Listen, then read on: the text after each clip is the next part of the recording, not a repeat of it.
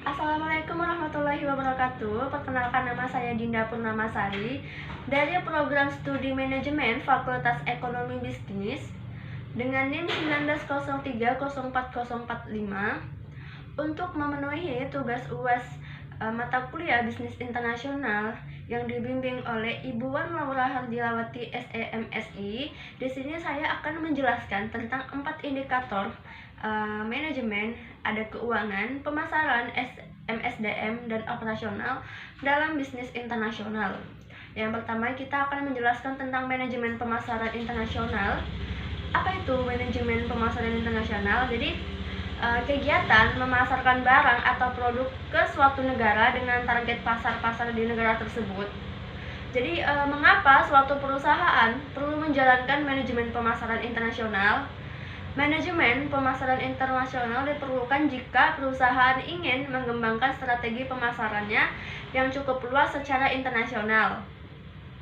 Untuk dapat mengembangkan bisnis ke pasar internasional, diperlukan perencanaan strategi seperti yang pertama, menentukan rumusan strategi yang digunakan, seperti mengetahui keadaan lingkungan internasional, mempunyai tujuan yang jelas serta kebijakan, adanya program pemasaran, mempunyai organisasi pemasaran, evaluasi dan pengendalian. Menguasai hal-hal tersebut, kita harus menguasai segala sesuatu mengenai target pemasaran internasional. Hal ini karena manajemen pemasaran internasional ini jauh berbeda dengan pasar lokal yang sudah kita kuasai. Yang kedua, ada strategi yang digunakan dalam pemasaran internasional. Yang pertama ada ekspor. Yang kedua ada lisensi, di mana kita memperbolehkan perusahaan asing memproduksi barang mereka dengan produk dan merek milik kita. Yang ketiga ada franchising, hampir sama dengan lisensi, hanya saja franchising seperti duplikat perusahaan kita sendiri.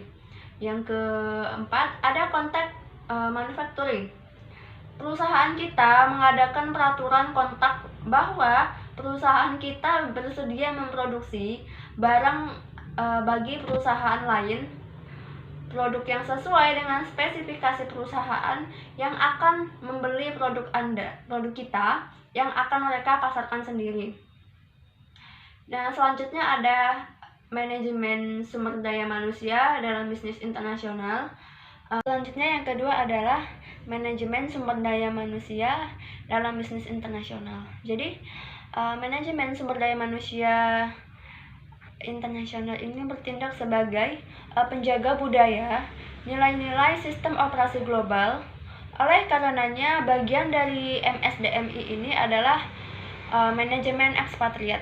Nah, jadi apa itu manajemen ekspatriat? Jadi, manajemen ekspatriat merupakan faktor utama yang menentukan keberhasilan atau kegagalan dalam bisnis internasional. Perbedaan antara manajemen sumber daya manusia domestik dan global adalah yang pertama, lebih banyak aktivitas SDM.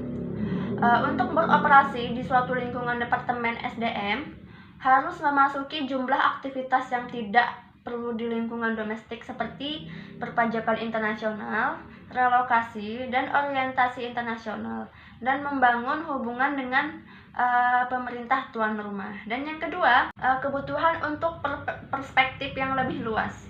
Para manajer SDM global harus mengembangkan bidang-bidang keahlian mereka meliputi pengetahuan dalam beberapa budaya asing, praktik SDM, dan kerangka hukum.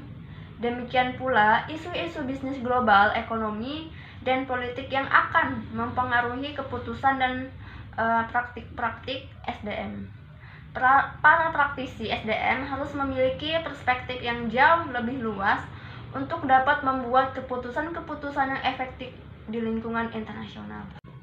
Selanjutnya ada manajemen operasional. Jadi, bagaimana manajemen operasional dalam bisnis internasional?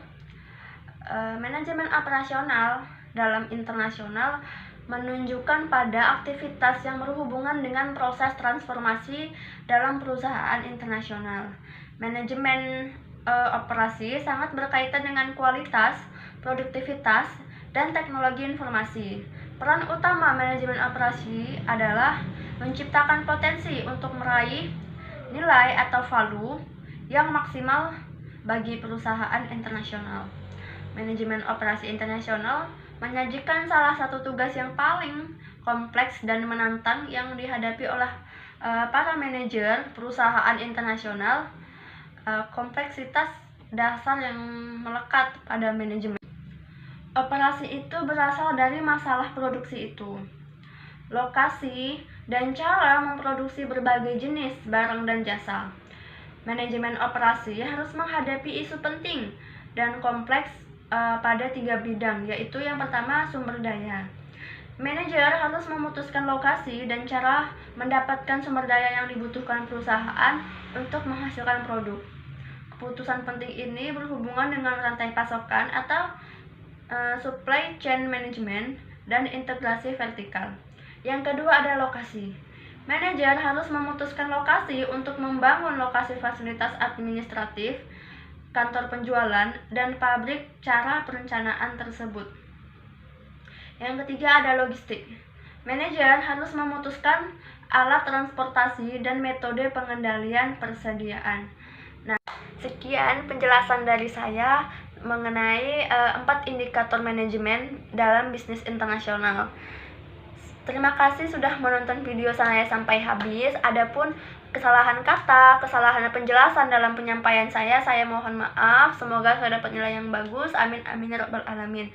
Terima kasih semuanya. Assalamualaikum warahmatullahi wabarakatuh.